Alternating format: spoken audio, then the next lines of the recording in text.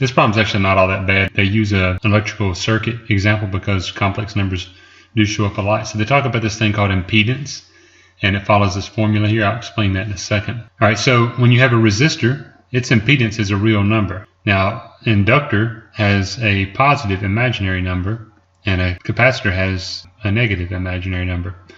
All right, so if we want to find the impedance, you just add all the impedances, all right, in a pathway. So we got to find Z1. All right, well, Z1, they're trying to show us here, Z1 is this pathway here. So as we go through that pathway, we have 16 ohms is what that is. That symbol stands for ohms. And that little squiggly thing there tells you that's an inductor. All right, so that's going to be 16I. So on path 1, we've got an inductor, which is 16I. And then the next thing we have is this zigzag line. In a schematic, when you see the zigzag shape, that means a resistor. And a resistor is a real number, so we use plus 9. All right, so we're going to write 16I plus 9, but remember, we need to write that in real plus imaginary form, so we're going to do 9 plus 16I. All right, now I'm going to not do part Z2 here for you because I want you to figure that out on your own, but Z2 is just going to go this way around here.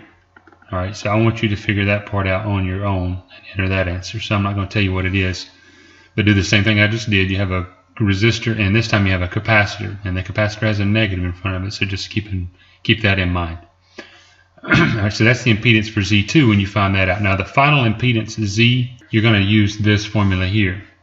We have 1 over Z equals 1 over Z1 plus 1 over Z2. All right, so we can work this out in a very long and difficult way, and it's really just not worth it for this problem.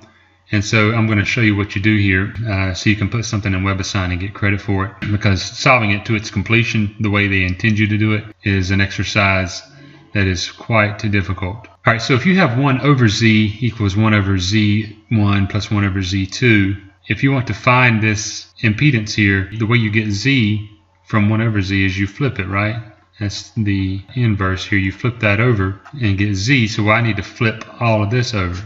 So if I want to flip that over, think of it, this is what we call a complex fraction, 1 over Z1, right, all over 1, if we made it a fraction over, like 2 sets of fractions over 1.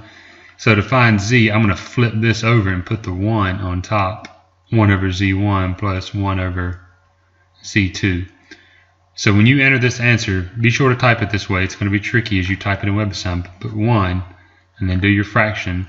And then for the next thing, type another fraction underneath that and put your answer for Z1, right, 9 plus 16I, and then whatever you get for Z2. And type it in like that. And if you enter it that way, WebAssign will accept that answer, and we'll just leave it at that.